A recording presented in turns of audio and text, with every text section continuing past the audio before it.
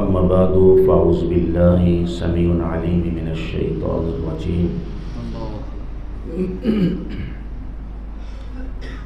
بسم الله الرحمن الرحيم إلا الذين تابوا وأصلحوا واعتصموا بالله وأخلصوا دينهم لله فأولئك مع المؤمنين وسوف يؤتي الله المؤمنين أجرا عظيما ما يفعل الله بعذابكم إن شكرتم وآمنتم وكان الله شاكرا عليما صدق الله مولانا العظيم إن الله وملائكته يصلون على النبي يا أيها الذين آمنوا صلوا عليه وسلموا تسليما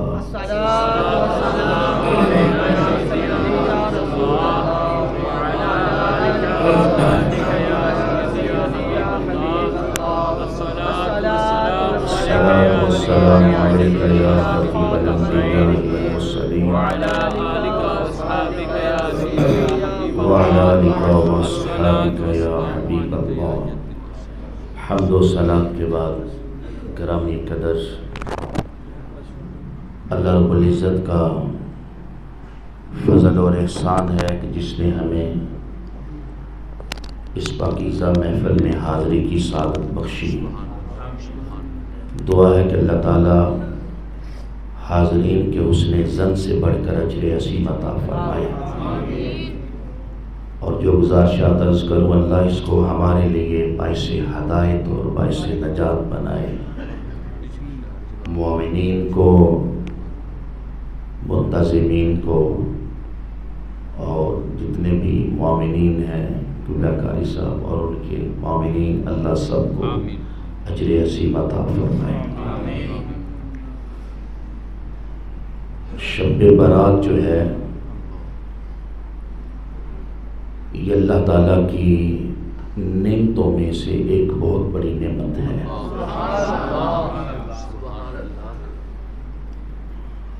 اس رات کو شب برات کہا جاتا ہے۔ برات کا معنی ہوتا ہے آزاد ہونا۔ اب سوال یہ ہے کہ کس چیز سے بندہ آزاد ہوتا ہے؟ تو یاد رکھیں، آج جو بندہ اپنے دامن کو پھیلائے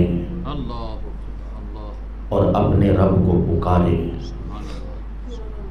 اور رب کے ہاں اس کی پکار قبول ہو جائے تو اللہ تعالیٰ اس رات بندوں کو جہنم سے آزاد فرما دیتا ہے۔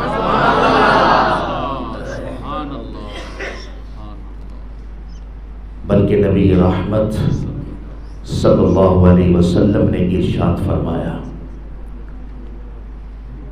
کہ بنی کلب کی بکریوں کی تعداد سے بھی زیادہ اللہ بخشش فرماتا ہے۔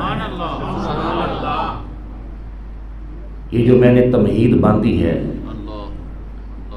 یہ ساری فضیلتیں پتہ کس بندے کے لیے ہیں؟ جس کے اندر ایمان ہے۔ ایمان ہوگا تو بخشش ہوگی، ایمان کی دولت سے مالا مال ہوگا تو اس کی جولی میں خیرات پڑے گی۔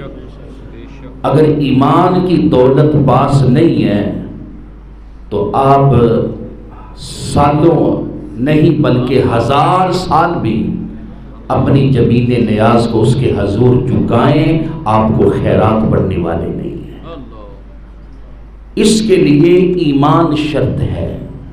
بڑی قابل توجہ بات ہے، اگر آپ کی توجہ ہو، جتنی بھی فضیلتیں آپ نے علماء سے سنی ہیں یا احادیث سنتے ہیں، سب فضیلتوں کا اصل مبدا جو ہے، منبع جو ہے، وہ ایمان ہے۔ اگر آپ کے اندر ایمان نہیں تو ساری رات کا جاگنا بھی بیکار ہے، عبادات کو بھی منہ پہ مار دیا جائے گا۔ اصل چیز کیا ہے؟ ایمان ہے۔ ایک حضور کی حدیث سن لیں اور اپنے ایمانوں کو تازہ کریں۔ صحابہ کہتے ہیں کہ ایک یہودی جو تھا وہ ہمارا دوست تھا، وہ خیر کے کام بڑا کرتا تھا. جب وہ مرنے کے قریب ہوا تو اس نے وصیت کی کہ تم میرے دوست ہو، مرنے کے بعد میرا اتنا حصہ غرباء میں تقسیم کر دینا، اتنا حصہ غریبوں کے کھانے کے لیے، اتنا حصہ ان کو کپڑوں کے لیے، اتنا حصہ غلام آزاد کرنے کے لیے. مختلف اس نے حصے بیان کر دیے. مر گیا. صحابہ کرام رضوان اللہ مجمعین حضور کی بارگاہ میں آئے، فدا کا بھی یا رسول اللہ. حضور ایک یہودی تھا، زندگی میں بھی خیر کے کام بڑے کرتا تھا، مرتے وقت ہمیں وصیت کر کے ہے فلاں کام کر دینا، فلاں کام کر دینا، بھوکوں کو کھانا کھلا دینا، فقیروں کو کپڑے پہنا دینا، غلاموں کو آزاد کروا دینا، یہ کام ہماری ڈیوٹی کر گیا ہے. اللہ کے رسول ہمیں حکم یہ ارشاد فرمائیں یہ کام ہمارا کرنا اسے کوئی فائدہ دے گا؟ سمجھ لگی ہے؟ تو پتہ ہے حضور نے کیا فرمایا؟ لو کان مؤمنا لا ينفع بها. میرے آقا کریم علیہ الصلوۃ والسلام نے فرمایا کھانا کھلانا بہت بڑا نیکی کا کام ہے، کپڑے پہنانا غریبوں کو بہت نیکی کا کام ہے، غلام کو آزاد کرنا بہت بڑی نیکی ہے. لیکن ایک بات یاد رکھیں، یہ ساری چیزیں اس وقت فائدہ دیتی ہیں جب اندر ایمان ہوگا. یہاں ایک مسئلہ بتا دوں اگر آپ کی توجہ ہو. حضور نے کیا فرمایا؟ مرنے والے کو فائدہ تب دیں گی اگر مومن ہو. تو پتہ چلا ہم جو کل شریف کی صورت میں ایصال ثواب کرتے ہیں مومن کا، حضور کی حدیث سے پتہ چلتا ہے قبر میں اسے راحت ضرور پہنچتی ہے.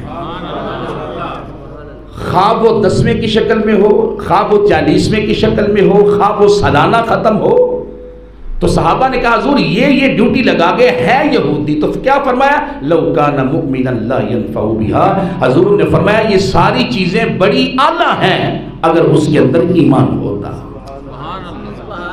کیا ہوتا؟ کھانا کھلانا بڑی نیکی ہے. ایک حدیث سن لیں پھر یہ بات آپ پہ واضح ہو جائے. حضور نبی رحمت ایک دن مسجد میں جلوہ فراز ہیں، ایک غریب شخص بیٹھا ہوا ہے. میرے آقا کریم علیہ الصلوۃ والسلام کا جی چاہا کہ اس سے کچھ کلام کروں. جب حضور نے اس سے گفتگو کی بس وہ دکھڑے سنانے شروع ہو گیا، کیونکہ آج مسیحا ہے، دل کی بات سننے والا کوئی ہے، تو جی کرتا تھا آج کلیجہ پھاڑ کے ہر چیز ان کے سامنے رکھ دو. کہنے لگے اللہ کے رسول اگر آپ نے پوچھا ہی ہے تو حضور غربت ہے، سالوں سے جی چاہ رہا تھا کہ میٹھا کھاؤں، وہ نہیں کھا سکا. ابھی حضور محبت بری گفتگو سے کر رہے ہیں، جناب جبریل علیہ السلام آ گئے. کہتے اللہ کے رسول جس سے آپ محبت بری گفتگو کر رہے ہیں کل ظہر اور عصر کے درمیان اس کا انتقال ہو جائے گا. کیا ہو جائے گا؟ انتقال ہو جائے گا. میرے آقا کریم نبی رحمت نبی مہربان صلی اللہ علیہ وسلم نے اسے نہ بیان کیا، لیکن حضور نے فرمایا میرے ساتھی ہے، میرے دوست، مجھے بتا تیری کوئی خواہش ہے تو بتا. کہتے ہیں حضور خواہشیں تو بڑی ہیں، غریب کی کیا قدم قدم پہ خواہشیں نظر آتی ہیں، لیکن 2 بڑی خواہشیں ہیں. کہا کیا؟ ایک جی کرتا ہے میٹھا کھاؤں، دوسرا یہ جی چاہتا ہے کسی پاک دامن عورت سے میرا نکاح ہو جائے. میرے نبی رحمت نبی مہربان صلی اللہ علیہ وسلم نے جناب بلال حبشی سے کہا اے بلال بلاؤ ابو بکر کو، جناب عثمان غنی کو، مولا مرتضیٰ شیر خدا کو، صحابہ کو بلائے گا. جب میں غفیر ہو گیا میرے نبی رحمت صلی اللہ علیہ وسلم نے فرمایا اے دوست بتا تو صحیح تیرے ذہن میں کوئی ہے رشتہ؟ کہنے لگا حضور رشتہ تو ہے، وہ چچا ہے، امیر ہے، غریبی کی وجہ سے میرے ساتھ کبھی سلام بھی نہیں لیا اس نے. رشتہ تو ہے، بچی بھی بڑی پاک دامن ہے جس طرح میں چاہتا ہوں. تو آقا کریم علیہ الصلوۃ والسلام نے فرمایا بلال اس کو بلا کے لاؤ. جب وہ شخص حضور کی بارگاہ میں نبی رحمت کی بارگاہ، حضور نے فرمایا کیا تیری بیٹی ہے؟ کہا ہاں. یہ تیرا بھتیجا ہے؟ ہاں ہے. حضور نے فرمایا سن لے تیری بیٹی کا رشتہ میں نے اس سے کر دیا ہے. نعرہ تکبیر، نعرہ رسالت، محمد و شان مصطفیٰ مقام مصطفیٰ. حضور نبی رحمت نے فرمایا تیری بیٹی کا رشتہ میں نے اس سے کر دیا، اور یاد رکھ نکاح بھی آج ہی ہونا ہے، تاخیر بھی کوئی نہیں، نکاح بھی آج ہی ہونا ہے. میرے آقا کریم علیہ السلام میں نکاح بھی آج ہونا ہے. حضور نے فرمایا ابو بکر کپڑے خرید کے لاؤ. سبحان اللہ. علی مرتضیٰ سے فرمایا برتن اکٹھے کرو، کھانے کا انتظام کرو. جناب عثمان غنی سے کہا میرے نبی رحمت صلی اللہ علیہ وسلم نے اے عثمان غنی میٹھا حلوہ بنانا ہے جی بھر کر.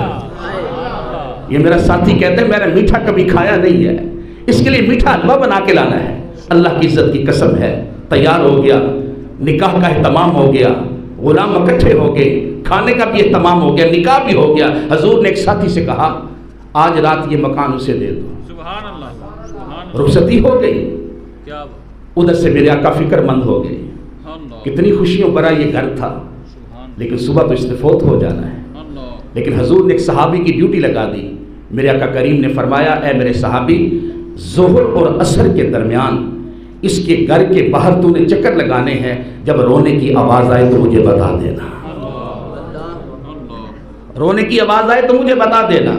وہ صحابی ظہر سے عصر تک چکر لگاتا رہا. حضور گاہے بگاہے ایک صحابی کو بھیجتے رہے قاصد کو، اس سے پوچھ کے آؤ کیا رونے کی آواز آئی ہے. وہ کہتے ہیں حضور رونے کی آواز تو کوئی نہیں ہے، مسکرانے کی آوازیں آ رہی ہیں. حضور خوشی کی آوازیں آ رہی ہیں، رونے کی تو آواز کوئی نہیں آ رہی. بالآخر عصر کا وقت بھی گزر گیا. حکم کیا تھا؟ زور عصر کے درمیان موت ہو جائے گی. جب شام کا وقت قریب آیا حضور نے سر سجدے میں رکھا، کہا یا اللہ تیرے حکم اٹل ہوتے ہیں، تبدیل نہیں ہوتے. جبریل میرے پاس آئے تھے لیکن ہوا کیا؟ ظہر بھی گزر گئی، عصر بھی گزر گئی، مغرب آنے کے قریب ہے، بندہ کوئی فوت نہیں ہوا. وہاں تو خوشی ہے، ہنسی ہے. وجہ کیا ہے؟ اللہ کی عزت کی قسم ذرا دل تھام کے بات سنیں. فرشتہ کہتا ہے کہ اے میرے نبی رحمت ہوا اصل میں یوں ہے، وہ پسندیدہ میٹھا جب دونوں میاں بیوی کے آگے رکھا، حالانکہ سالوں کی اس کی خواہش تھی میٹھا کھاتا، جب وہ کھانے لگے ہاتھ بڑھانے لگے، باہر سے ایک مانگنے والے نے آواز دے دی کئی دنوں سے بھوکا ہوں، کچھ کھلا دیں، جولی میں خیرات دے دیں، مجھے کچھ عطا کر دے، میری بھوک مٹا دے، میری پیاس مٹا دے. اس کے شوہر نامدار نے کہا، کہنے لگا اللہ تیرا بھلا کرے، مجھے اللہ نے تجھ جیسی پاک دامن عورت دے دی ہے، مجھے ان چیزوں سے کوئی غرض نہیں ہے. اگر تجھے کوئی اعتراض نہ ہو تو اس غریب کو دے دے. وہ فرشتہ کہتے ہیں اللہ کے رسول اس نے سب کچھ اٹھایا اور غریب کو دے دیا. جب غریب کے اندر گیا وہ لقمہ، اس نے دعا کے لیے ہاتھ بلند کیے، یا اللہ اسے اولاد بھی دے دے، عمر میں برکتیں بھی دے دے، اس کو سدا خوش رکھ. اللہ تعالیٰ نے اپنا انداز بدل دیا اور اس کی عمر میں برکت عطا فرما دی.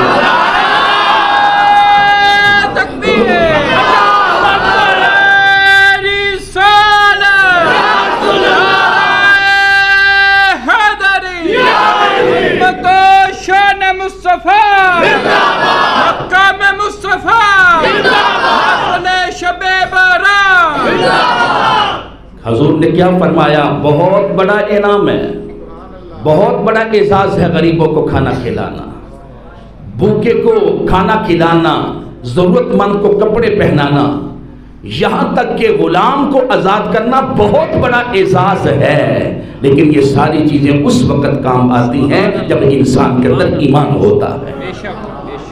اگر ایمان نہیں ہے تو کوئی چیز بھی اللہ کی بارگاہ میں قبول نہیں ہے. پہلی چیز کیا ہے؟ ایمان ہے.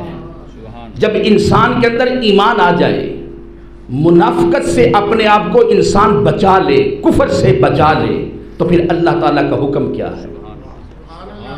اِلَّا الَّذِينَ تَابُوا وَأَصْلَحُوا وَاعْتَصَمُوا بِاللَّهِ.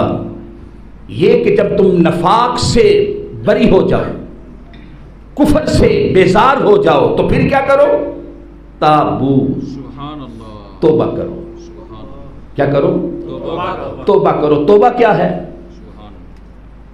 رخساروں پہ تھپڑ مارنے کا نام توبہ ہے؟ نہیں. چیخنے چلانے کا نام توبہ ہے؟ نہیں. پھر توبہ کیا ہے؟ توبہ ہے رجوع کرنا.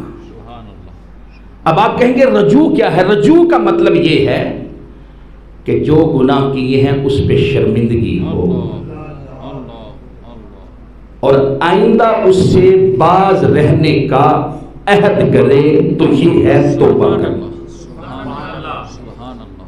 آج میں آپ کو بتانا چاہتا ہوں صرف زبانی توبہ نہیں ہوتی، یا رخساروں پہ تھپڑ مارنے سے توبہ نہیں، چیخنے چکانے سے توبہ نہیں، یا آپ سے کوئی کہے کہ تم نے گناہ کیا 5 مرتبہ کہہ دے کان پکڑ کر میری توبہ میری توبہ میری توبہ، اس طرح توبہ نہیں۔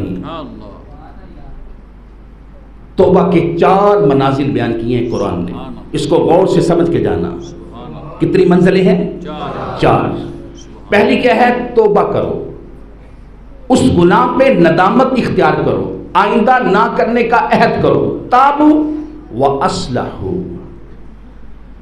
صرف توبہ ہی کافی نہیں، اس کے بعد اپنی اصلاح بھی کرو، اپنے آپ کو سنوارو بھی۔ اصلاح سے مراد کیا ہے؟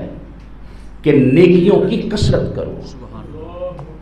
کیا کرو؟ نیکیوں کی کثرت کرو۔ جب انسان کا جسم بیمار ہوتا ہے نا، جسم، تو کیا کرتے ہیں؟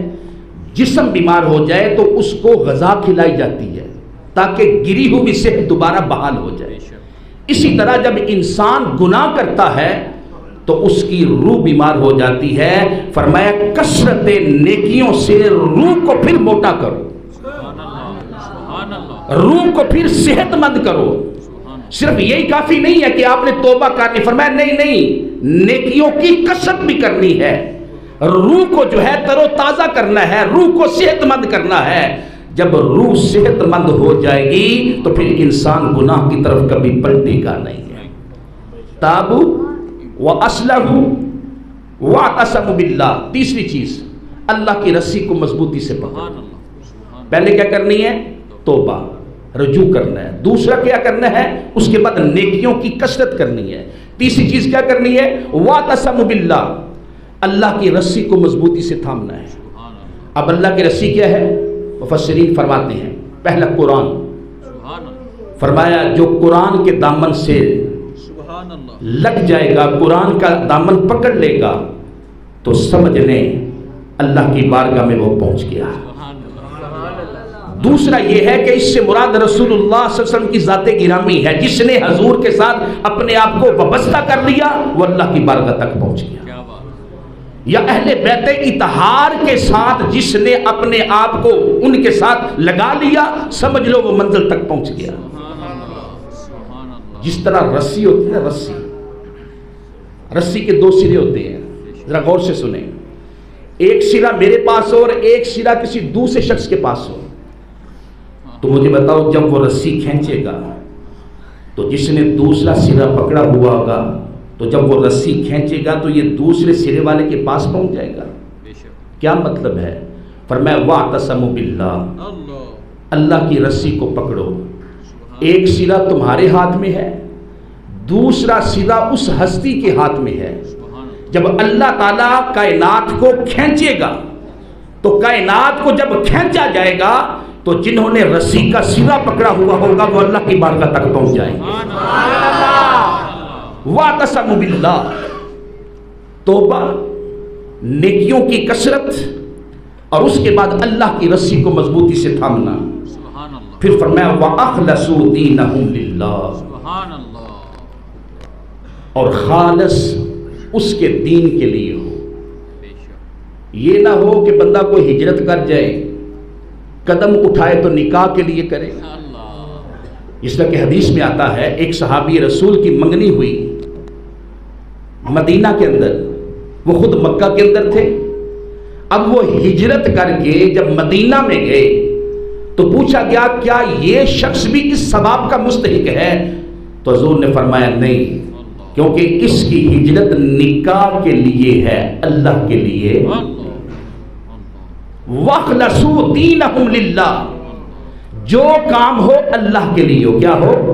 خالص اللہ کے لیے ہو۔ یہ 4 چیزیں قرآن مجید فرقان حمید نے بیان کی ہیں، یہ میں نے اس لیے آپ کے سامنے رکھی ہیں۔ ایسے ہی ہر بندے کی توبہ نہ مان لیا کریں، لہذا اس بندے نے گناہوں سے معافی مانگی نہ، فرمایا دیکھیں کیا اس نے اپنے آپ کو سنوارا بھی ہے کہ نہیں۔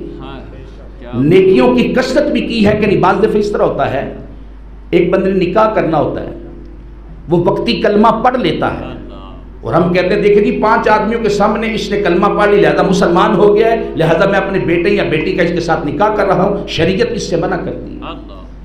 شریعت کہتی ہے کہ جو اس طرح کا کام کرتا ہے ہو سکتا ہے وہ مکر جائے, دھوکہ دہی کرے, وہ اپنے ایمان کی طرف دوبارہ پلٹ جائے, تو پھر کیا کریں. شریعت کہتی ہے جس بندے نے توبہ کی ہے کفر سے یا نفاق سے 6 ماہ تک پہلے اس کو چیک کرو. کتنے ماہ تک؟ 6 مہینے تک اس کو چیک کرنا ہے. اس کے ساتھ کوئی نکاح والا معاملہ نہیں کرنا. اگر 6 ماہ تک وہ اپنے اسلام پر قائم رہے تو پھر سمجھ لیں کہ مسلمان ہے. اگر 6 ماہ تک وہ قائم نہ رہے تو پھر سمجھ لینا یہ دھوکے باز ہے, یہ مخلص نہیں ہے. اس لیے میرے نبی رحمت صلی اللہ علیہ وسلم نے ارشاد فرمایا جو سچی توبہ کر لے گا, اپنے آپ کو سنوار لے گا, اللہ کی رسی کو مضبوطی سے تھام لے گا اور اللہ ہی کے لیے خالص ہر کام کرے گا, تو پھر قرآن کیا کہتا ہے وَسَوْفَ يُؤْتِ اللَّهُ الْمُؤْمِنِينَ أَجْرًا عَظِيمًا. یہی وہ مومن ہے جس کے لیے اللہ نے اجر بڑا رکھا ہے. یہی وہ مومن ہے جس کے لیے اللہ تعالیٰ نے اجر بڑا رکھا ہے. یاد رکھیں جب قیامت کا دن ہوگا نا, اللہ تعالیٰ کی رحمت جو ہے بہانے تلاش کرے گی.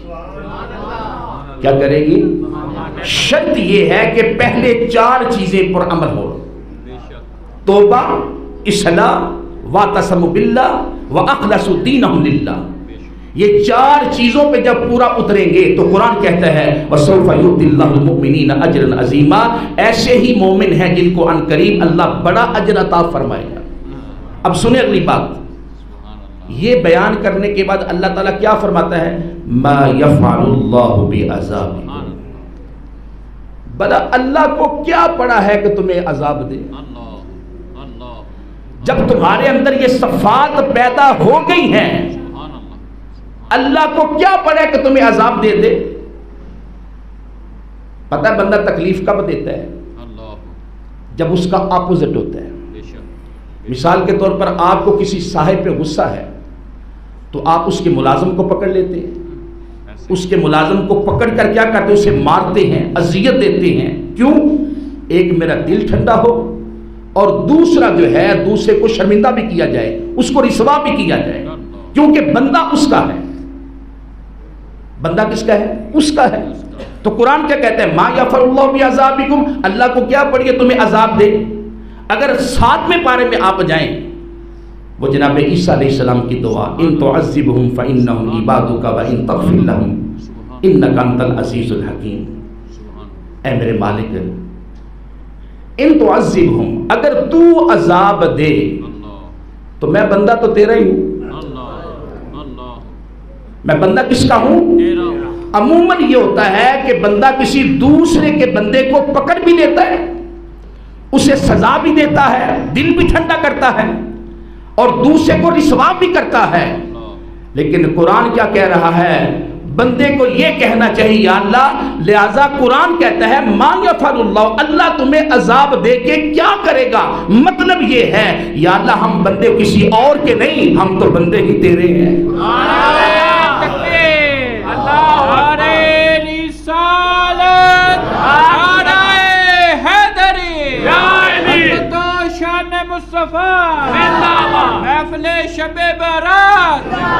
یا اللہ ہم بندے تیرے ہیں, تو ہمیں عذاب دے کے کیا کرے گا. ما یفعل اللہ بعذابکم, کیا کرے گا اللہ تعالیٰ تمہیں عذاب دے کر. اس لیے قیامت کا جب دن ہوگا نا, رحمت حق بہانہ می جویت, اللہ تعالیٰ قیمت نہیں لیتا, وہ بس بہانے تلاش کرتے ہیں کس طرح اپنے بندوں کی بخشش کر دو. کیونکہ فرماتا ہے ماں بندے میرے ہیں, میں کیا کروں گا انہیں عذاب دے کر.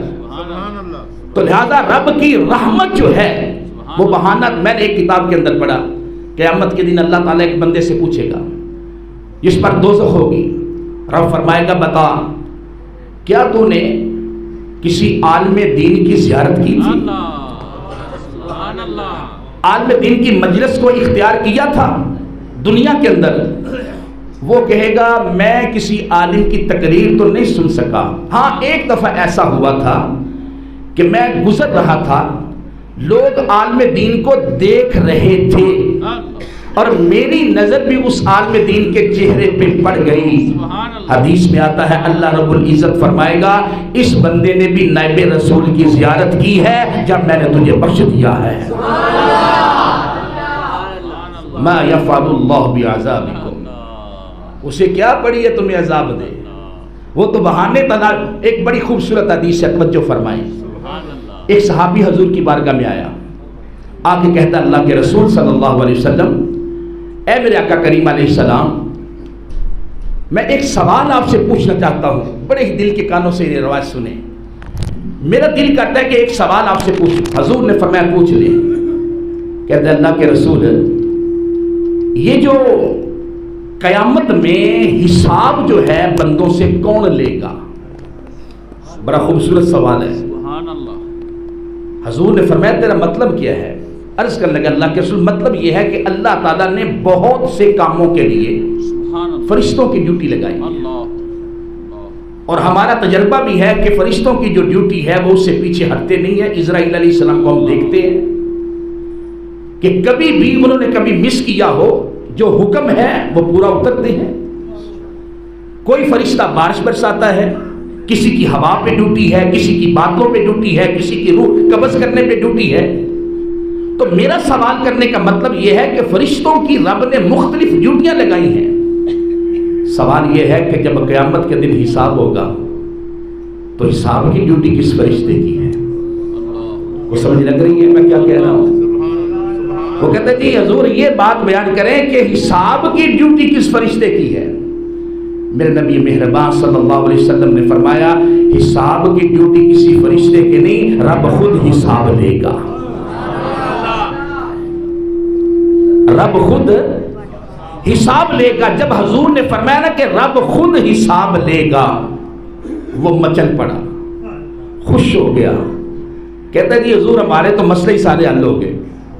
حضور نے فرمایا تیرا کون سا مسئلہ حل ہو گیا ہے؟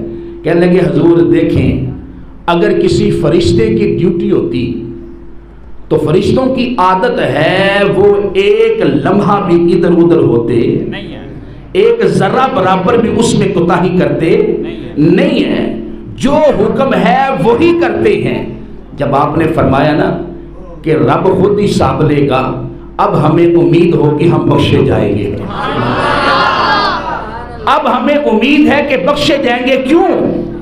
کیونکہ وہ غفار بھی ہے، وہ رحمان بھی ہے، وہ رحیم بھی ہے، وہ ستار بھی ہے، وہ قہار ہے لیکن ستار بھی ہے، وہ بندوں پہ رحمت بھی فرماتا جائے گا اور پردے بھی ڈالتا جائے گا۔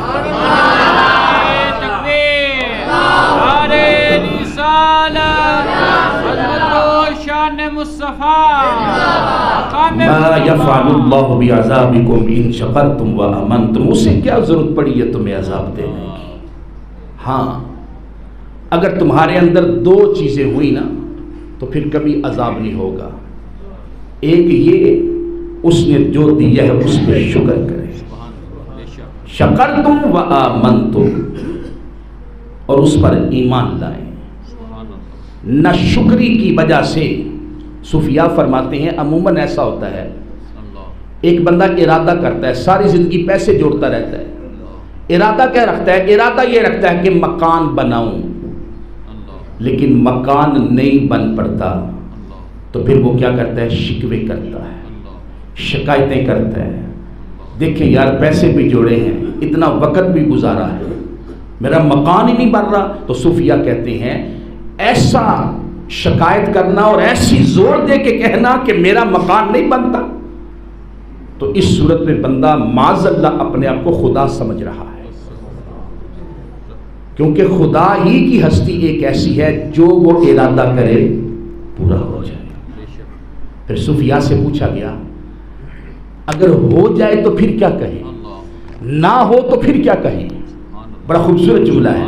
صوفیاء فرماتے ہیں اگر اللہ تیری مرضی کے مطابق تجھے عطا کر دے تو پھر پتہ کیا کر، شکر کر، یا اللہ تو نے نکمے کو پورے کا پورا ہی عطا کر دیا، میں تو اس لائق ہی نہیں تھا، مجھ جیسے نکمے کو تو نے جو مانگا تھا وہی عطا کر دیا، یہ محض تیرا کرم ہے۔ اور اگر وہ نہ عطا کرے تو پھر کہہ دیا کرو یہ اس کا عدل ہے، میرے اندر ہی کوتاہی ہے، میں اس لائق ہی نہیں تھا، اس لیے شکوہ نہ کریں۔ اور رابعہ بصری کی مجھے بات یاد آ گئی، رابعہ بصری رضوان اللہ تعالی اجمعین فرمایا کرتی تھی، ایک بندے کو دیکھا بخار ہوا ہے، سر کو درد ہے، تو وہ پٹی باندھ کر باہر نکل آیا۔ رابعہ بصری پوچھتی ہے تجھے کیا ہوا؟ جی سر کو درد ہے۔ تو رابعہ بصری کہتی ہے کبھی صحت کی پٹی باندھ کے بھی باہر آیا تھا؟ کیا خیال ہے؟ صحت کی پٹی، اتنے سالوں سے صحت مند تھا، اللہ نے تجھے شفا دی تھی، کوئی اس کی پٹی باندھ کے بھی آیا تھا؟ آج تھوڑا سا سر کو درد ہو گیا تو شکوے کرنے شروع کر دیے ہیں، اللہ کی شکایتیں لوگوں کے سامنے لگانی شروع کر دی ہیں۔ اس لیے میں عرض کر رہا ہوں شکایتیں نہ لگائیں، اگر وہ عطا کر دے تو محض اس کا کرم ہے، اس کی رحمت ہے، ہم اس لائق نہیں تھے کہ اس نے عطا کر دیا، اور اگر نہ عطا کرے تو سمجھ لے اس کا عدل ہے، اس نے میرے لیے جو کیا ہے بہتر کیا ہے۔ تو اس رات کی جتنی بھی فضیلتیں ہیں، جتنی بھی عظمتیں ہیں، ان کا ما حاصل یہی ہے کہ ان عظمتوں کا وہی مستحق ہوگا کہ جس کے اندر کیا ہوگا؟ ایمان ہوگا۔ جس کے اندر کیا ہوگا؟ ایمان ہوگا۔ جس کے اندر ایمان نہیں ہوگا وہ ان تمام چیزوں سے کیا ہوگا؟ محروم ہوگا۔ یہاں تک تو تھا، تقریر آپ نے سن لی، اب ذرا میں وہ باتیں بھی عرض کر دوں کہ کچھ لوگ ایسے بھی ہیں کہ جو اس رات اللہ کی رحمت سے محروم ہیں۔ جامع ترمذی کی صحیح حدیث ہے اور صاف حدیث ہے، حضور نے فرمایا اس رات ہر گناہ بخشا جائے گا، چند گناہ ایسے ہیں جن کی بخشش کوئی نہیں۔ پہلا بندہ مشرک، جو شرک کرنے والا ہے، اس کی آج کی رات بخشش نہیں ہوگی۔ ویسے ایک اور بات عرض کر دوں عقیدے کی، ہم جو محفل سجا کے آج بیٹھے ہیں نا، وہ طلب میں بیٹھے ہیں، بخشش کی امید میں بیٹھے ہیں، اور جن مسجدوں میں آج تالے لگے ہوئے ہیں تو انہیں ان چیزوں کا ضرور فکر کرنا چاہیے، کیا وہ کہیں ان لوگوں میں تو نہیں ہے کہ جن کے بارے میں حضور صلی اللہ علیہ وسلم نے فرمایا کہ اس رات یہ لوگ نہیں بخشے جائیں گے، باقی ہر ایک بخشا جائے گا۔ ہمارا مسجد میں آنا اس بات کی دلیل ہے کہ ہم اس طلب میں بیٹھے ہیں کہ آج رحمت کا فوار ہم پہ ضرور پڑے گا، اس کی رحمت کی فوار آج ہم پہ ضرور پڑے گی۔ تو جو اس کی طلب پہ امید رکھتے ہیں، بخشش کی امید رکھتے ہیں، تو اللہ رحمت ضرور فرمائے گا۔ پہلا بندہ کیا ہے؟ مشرک۔ مشرک بندے کی بخشش نہیں ہوگی۔ الحمدللہ یقیناً ہم سارے مسلمان ہیں، اگر کوئی بندہ اپنی نااہلی اور نالائقی اور ناعلمی کی وجہ سے اللہ کے سوا کسی کو واجب الوجود سمجھتا ہے، اس کی طرح کسی کو مستقل بذات سمجھتا ہے، یا اس کی طرح کسی کو عبادت کے لائق سمجھتا ہے، وہ اس کا ذمہ دار ہے۔ لہذا ہمارا اہل سنت کا عقیدہ یہ ہے اللہ ہی واجب الوجود ہے، وہی مستقل بذات ہے، اور وہی عبادت کے لائق ہے۔ اور بخاری کی حدیث بھی حضور نے فرمایا انی واللہ ما اشرک بہ، اور کما قال، حضور نے فرمایا اللہ کی عزت کی قسم ہے مجھے یہ ڈر ہی نہیں میری امت مشرک ہوگی، ہاں ڈر یہ ہے دنیا دار ہو جائے گی۔ کیا ہو جائے گی؟ دنیا داری کی وجہ سے غفلت میں پڑے گی، لیکن مجھے یہ کوئی ڈر نہیں میری امت مشرک ہو۔ پہلا بندہ مشرک جو ہے وہ آج کی رات رب کی رحمت سے محروم رہے گا۔ دوسرا چغل خور۔ کون سا؟ بعض بندوں نے جس طرح یوں لگتا ہے کوئی ایجنسی خریدی ہوئی ہے، دن رات کام یہی ہے چغلی کرنا، چغلی کھانا.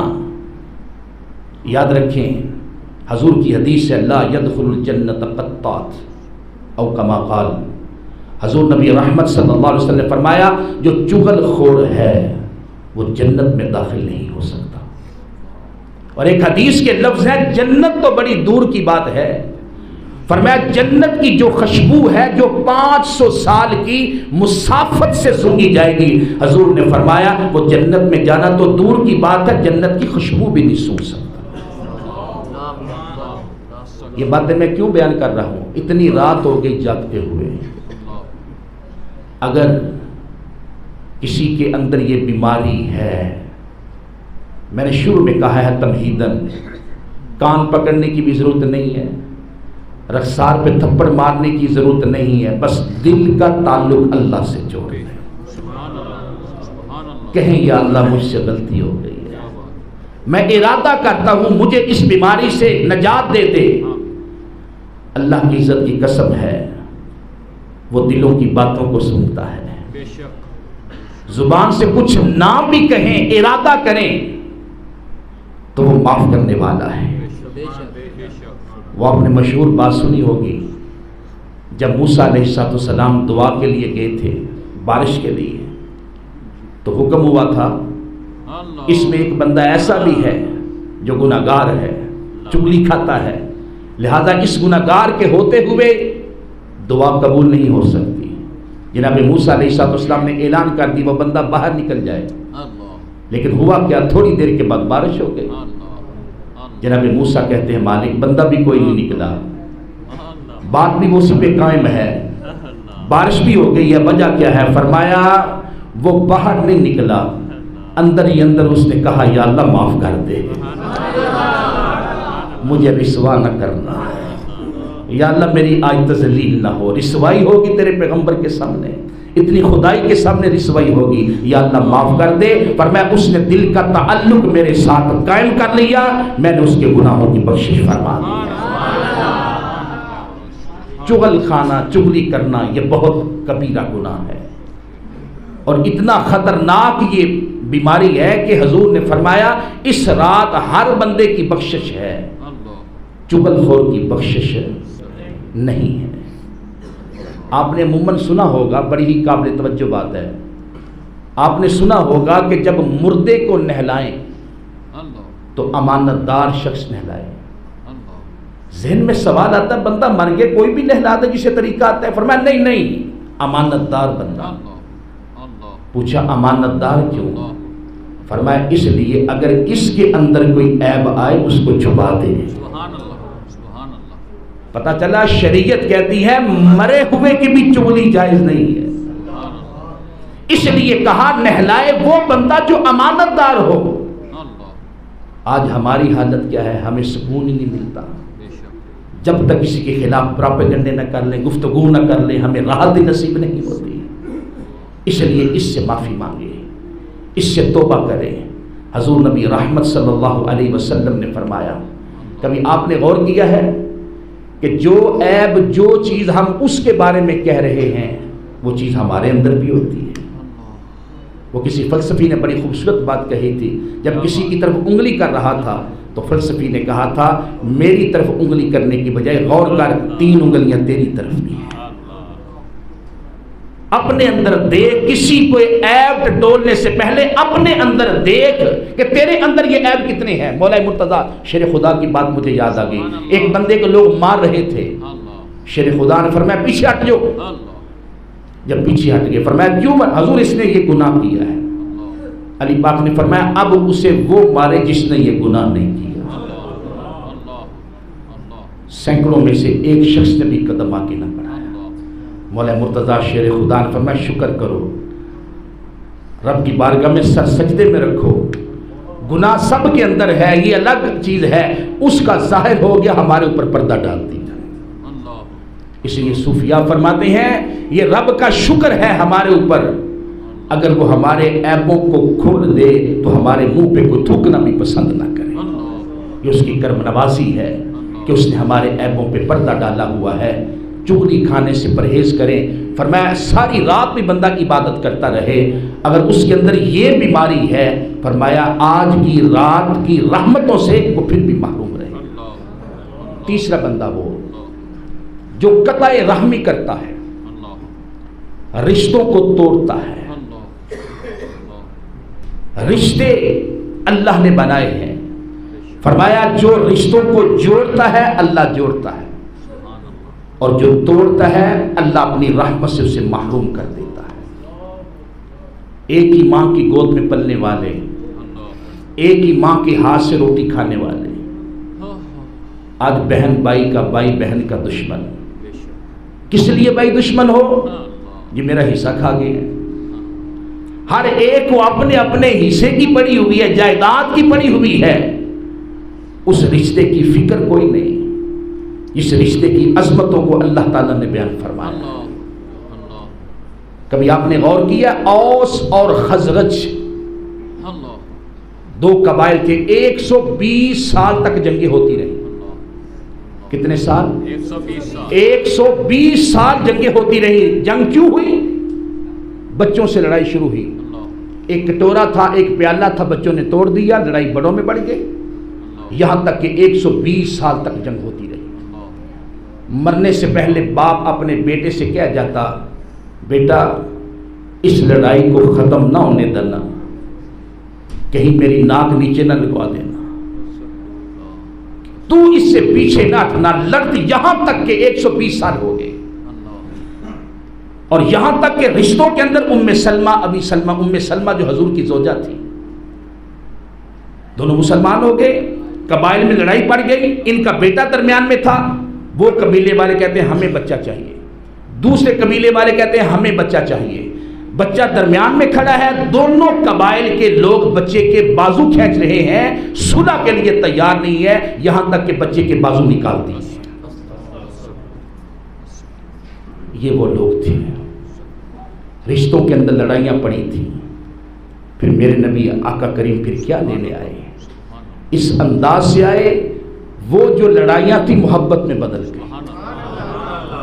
یہی اوس اور خزرج کے لوگ جب مسلمان ہو گئے، حضور نے ایک کا بازو پکڑایا دوسرے کو، فرمایا تم دونوں بھائی بن گئے.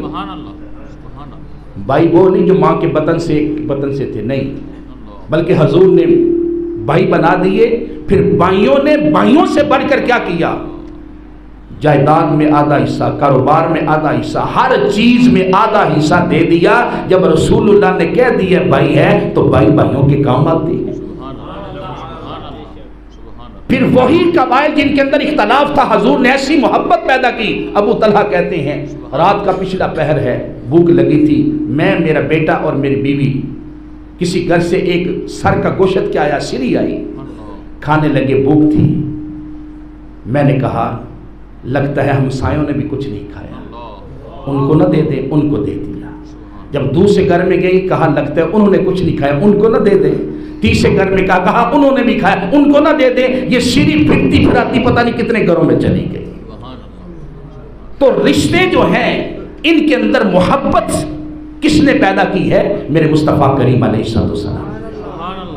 اور یاد رکھیں رشتے بوجھ نہیں ہوتے. جاپان کے اندر آج بھی اس چیز کو طاقت کی جو ہے وہ نشانی خیال کیا جاتا ہے کہ جب جنگ عظیم کے موقع پر ایک بچے نے اپنے بھائی کی لاش کو اٹھایا تھا، جو اس انتظار میں تھا کہ کب میری باری آئی اور میں اپنے بھائی کو دفن کروں. ایک سپاہی نے کہا بیٹا تو وزن اٹھا کے کھڑا ہے، اس کو نیچے رکھ دے، جب تیری باری آئے گی تجھے بتا دیں گے. اس بچے نے کہا تھا اے سپاہی، یہ میرا بھائی ہے، وزن نہیں ہے. جو رشتے ہوتے ہیں وہ وزنی نہیں ہوتے، جو رشتے ہوتے ہیں وہ وزنی نہیں ہوتے. یہ میرا بھائی ہے، میں اسے اٹھا سکتا ہوں، اگر 2 دن تک بھی اٹھانا پڑے تو میں اسے اٹھا سکتا ہوں. تو رشتے بوجھ نہیں ہوتے، جس کو آج ہم نے بوجھ سمجھا ہوا ہے. حضور نبی رحمت صلی اللہ علیہ وسلم نے فرمایا جو بھائی اپنے بھائی کا خیال نہیں رکھتا وہ رشتوں کو توڑتا ہے، اللہ تعالیٰ کی رحمت ان سے دور ہو جاتی ہے. اور جو رشتوں کو جوڑتا ہے رب کی رحمت کا سائبان بھی ان گھروں پہ رہتا ہے. آخری بات فرمایا آقُ الوالدین، والدین کا نافرمان بھی اس رات رب کی رحمت سے محروم ہے۔ سفیان ثوری کا ایک قول سن لیں۔ سفیان ثوری رحمت اللہ فرماتے ہیں اگر ماں باپ اولاد کو نصیحت کرنا چھوڑ دیں اس ڈر سے کہ اگر میں نے نصیحت کی تو میری اولاد ناراض ہو جائے گی، سفیان ثوری کہتے ہیں سمجھ لیں اس دن سے رب تعالیٰ نے اس گھر کے لیے رزق کے دروازے بند کر دیے۔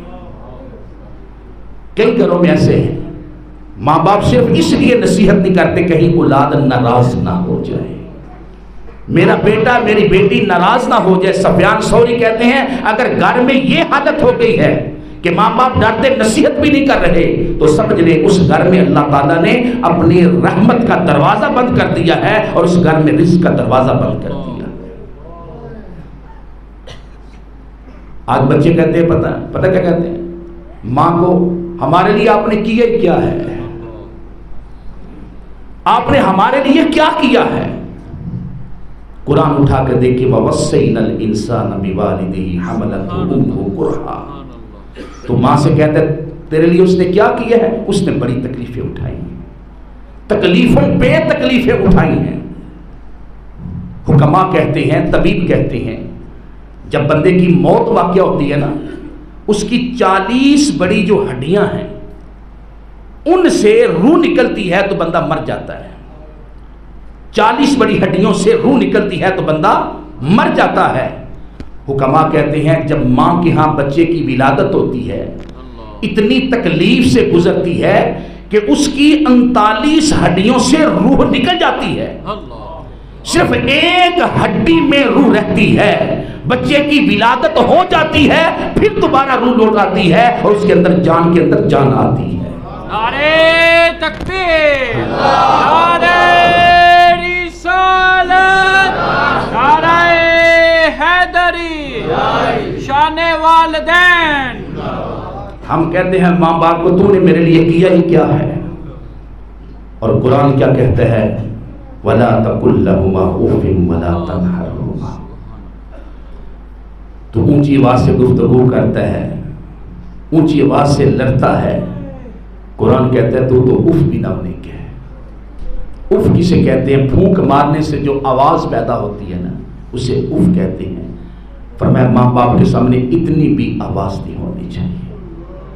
آج ہمارے اندر اسلامی طرز ختم ہی ہو چکی ہے، آج ہم ماں باپ کو بوجھ سمجھنا شروع کر دیے اور غیر اسلامی کلچر اپناتے ہوئے ماں باپ کو اولڈ جو ہے سینٹر بنے ہوئے اس کو وہاں چھوڑ آتے ہیں۔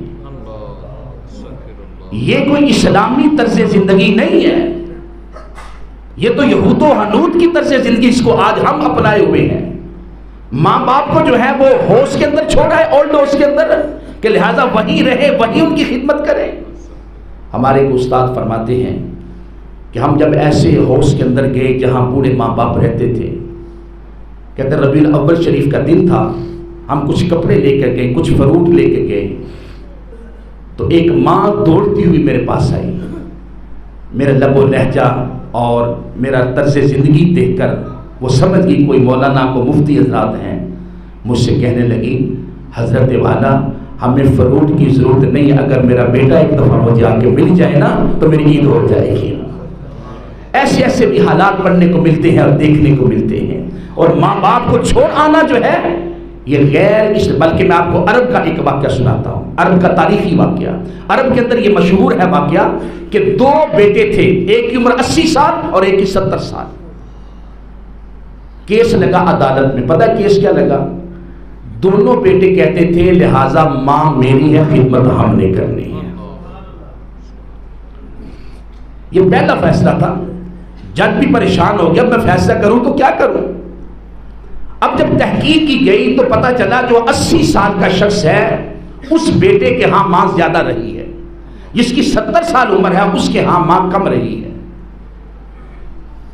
تو جج نے کہا کہ پہلے ماں سے سوال کیا کہ آپ یہ فیصلہ کریں کہ آپ کس بیٹے کے ساتھ رہنا چاہتی ہیں۔ تو ماں نے کہا جج صاحب آپ نے بڑا مشکل سوال کر دیا ہے، میرے لیے دونوں ہی پیارے ہیں، میں کسے کہوں کہ کس کے ساتھ جانا ہے کس کے ساتھ نہیں جانا؟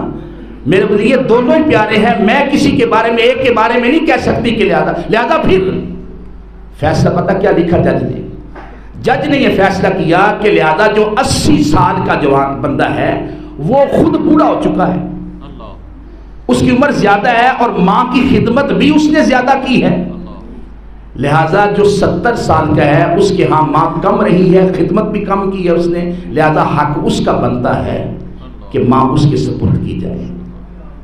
عرب کے اندر آج بھی واقعہ مشہور ہے, تاریخی واقعہ ہے. وہ کہتے ہیں وہ 80 سال کا جو بوڑھا تھا نا, جس نے کیس دائر کیا تھا, وہ رو کے کہتا ہے ہائے میری عمر نے میری ماں مجھ سے چھین لی ہے, میری عمر نے میری ماں مجھ سے چھین لی ہے. ہمارا تو یہ طرز زندگی ہے, ہمارے مسلمانوں کا تو یہ عمل ہے, نہ کہ آج جو ہم نے, بلکہ علقمہ صحابی رسول ہے, آخری حدیث سنا رہا ہوں, صحابی رسول ہے. کہا حضور علقمہ کی روح نہیں نکل رہی, روح اٹکی ہوئی ہے, صحابی رسول ہے.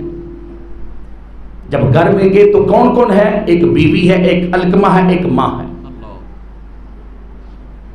پوچھا کہ علقمہ کیسا تھے؟ تو آپ کی والدہ کہتی ہیں حضور آپ کے صحابی تھے, بڑی عزت والے تھے, لیکن ایک بات ان کے اندر ہے کہ ہمیشہ بیوی کی بات کو ترجیح دیتے تھے, ماں کی بات کو ترجیح دیتے. حضور نے فرمایا اماں جی پھر انہیں معاف کر دو. کہا حضور حکم ہے یا مشورہ؟ میرے نبی رحمت نے فرمایا مشورہ, حکم نہیں. کہا میں پھر معاف نہیں کروں گا. یہ ہمیشہ بیوی کی بات کو ترجیح دیتا تھا. یہ صحابی رسول کی بات عرض کر رہا ہوں, آج کے دور کی جوان کی بات نہیں. کہا یہ بیوی کی بات کو ترجیح دیتا تھا, ماں کی بات کو ترجیح نہیں دیتا تھا. پھر میرا کا نبی رحمت نے فرمایا صحابہ سے لکڑیاں اکٹھی کی جائیں, صحن میں اکٹھی کی گئیں, آگ کا علو بپا کیا گیا. کہنے لگے حضور کیا کرنے لگے ہیں؟ حضور نے فرمایا تیرے بیٹے کو آگ میں پھینکنے لگے ہیں. کیوں؟ کہا آگے جا کے بھی اس سے جلنا ہی ہے نا, کیوں نہ یہیں جل دے. کہا نہ, بھلا کوئی ماں بھی ایسے کرتی ہے کہ اپنی آنکھوں کے سامنے اپنے بیٹے کو آگ میں جلا دے؟ تو میرے آقا کریم نے فرمایا پھر دل بڑھا کرے, بیٹے کو معاف کر دے. ماں نے جب یہ دیکھا تو کہا حضور میں دل سے اپنے بیٹے کو معاف کرتی ہوں. ادھر معاف کرنا تھا, ادھر علقمہ کی زبان پہ کلمہ مصطفیٰ جاری ہو گیا. تکبیر, نعرہ رسالت, شان والدین. ماں باپ کی قدر کریں, اللہ کی عزت کی قسم ہے. جب ماں باپ کا سایہ اٹھ جائے گا نا, پھر پتہ چلے گا کون سی چھاؤں ہم سے چلی گئی ہے, کون سی نعمت ہم سے چھوٹ گئی ہے. اس لیے اگر ماں باپ ناراض ہیں, رشتہ دار ناراض ہیں, تو یاد رکھیں ابھی کچھ نہیں بگڑا, ان سے معافی مانگ لیں. آپ 20 سال کے بعد بھی جائیں, 50 سال کے بعد بھی جائیں, ان کا جو ہے وہ دست رحمت کھلا ہوا ہے. ان سے معافی مانگے, وہ آپ کو معاف کر دیں گے. اگر یہاں معافی ہو جائے تو بات ٹھیک ہے, پھر دوسرے جہان میں معافی قبول کروانا, معافی کروانا بہت مشکل مرحلہ ہے. یہ چند لوگ ایسی ہیں جن کا میں نے آپ کے سامنے ذکر کیا ہے, چغل خور, مشرک, یہاں تک کہ رشتوں کو توڑنے والا, ماں باپ کا نافرمان. یہ اگر کسی کے اندر یہ بیماریاں ہیں تو آج کی رات کی رحمت سے اس کے لیے کوئی حصہ نہیں ہے. اگر کسی کے اندر یہ بیماری ہے تو یہ رات ختم ہونے سے پہلے پہلے توبہ کر لیں. دعا ہے کہ اللہ تعالیٰ ہمیں دین کا فہم نصیب فرمائے. اگر نفل وغیرہ آپ نے پڑھنے ہیں, اس رات کے نفل جو ہیں وہ اصل عبادت جو ہے وہ صلاۃ الخیر ہے. 100 رکعت نفل ہیں. امام حسن بصری فرماتے ہیں 30 صحابہ کی میں نے زیارت کی ہے, سب کو یہی کہتے ہوئے پایا ہے کہ جو صلاۃ الخیر شب برات کو پڑھتا ہے اللہ تعالیٰ اس کی طرف 70 مرتبہ نظر رحمت فرماتا ہے. اور ہر نظر رحمت پر اللہ تعالیٰ بندے کی حاجتیں پوری کرتا ہے. اور سب سے ادنا حاجت یہ ہے کہ اللہ تعالیٰ بندوں کی بخشش فرما دیتا ہے. کتنے رکعت نفل؟ 100 رکعت. کتنے رکعت؟ آپ تو بول نہیں رہے, پڑھنے کیا ہے؟ کتنے رکعت نفل ہیں؟ 100 رکعت نفل ہیں صلاۃ الخیر, آج رات کی عبادت. بعض روایتوں میں اگر 100 آپ نہیں پڑھ سکتے تو 50 پڑھ لیں, لیکن یہ ہے کہ 2 رکعت نفل پڑھنے کے بعد یہ دعا ضرور پڑھ لیا کریں، اللہم انکا عفو تحب العفو فاعف عنی یا غفور یا غفور، یا اتنا کہہ دیں اے اللہ تو معاف کرنے والا ہے مجھے معاف فرما دے، اے اللہ تو معافی کو پسند کرتا ہے مجھے، اتنا تو کہہ سکتے ہیں، سارے کہہ لیں اے اللہ تو معاف فرمانے والا ہے مجھے معاف فرما دے۔ تو مشکل تو نہیں ہے، کیا خیال ہے؟ اسے کہیں اللہ کی بارگاہ میں التجا کریں، معافی مانگیں۔ اگر کوئی 100 نہیں پڑھ سکتا 50 پڑھ لیں، اگر 50 نہیں پڑھ سکتا پھر 14 رکعت نفل پڑھ لیں، اگر یہ بھی نہیں پڑھ سکتا پھر 8 رکعت نوافل جو ہیں ایک سلام کے ساتھ پڑھیں، اور اس کا ثواب سیدہ فاطمہ الزہرا رضی اللہ تعالی سلام اللہ کی بارگاہ میں ہدیہ کریں۔ اور اماں جی کا یہ آپ نے فضیلت بیان فرمائی ہے، آپ فرماتی ہیں کہ اگر کوئی یہ 8 رکعت نوافل پڑھ کر اس کا ثواب مجھے پہنچائے، فرماتی ہیں قیامت والے دن جنت میں قدم رکھنے سے پہلے اپنے عقیدت مندوں کو بھی جنت میں پہنچاؤں گی ایک سلام کے ساتھ۔ اور اگر اتنا بھی آپ نہیں کر سکتے تو کم سے کم شہیدوں میں نام لکھوانے کے لیے 2 تو پڑھ سکتے ہیں کہ نہیں؟ کیا خیال ہے؟ کم سے کم بندہ 2 رکعت نوافل ضرور ہر بندہ پڑھے، 2 رکعت نفل پڑھے، اور نفل پڑھنے کے بعد 11 مرتبہ سورۃ اخلاص پڑھے، اس کے بعد تینوں جو ہے وہ کل پڑھے، آیت الکرسی پڑھے، اگر ہو سکے تو 3 مرتبہ سورہ یاسین پڑھے، اور 3 مرتبہ سورہ دخان جس کا ذکر آج کی رات کا اس کے اندر ہے۔ محدثین فرماتے ہیں اگر سورہ دخان بندہ کو پوری 3 مرتبہ نہیں پڑھ سکتا تو اس کی پہلی 8 آیتیں 30 مرتبہ پڑھ لے۔ کتنی مرتبہ؟ 30 مرتبہ پڑھ لیں۔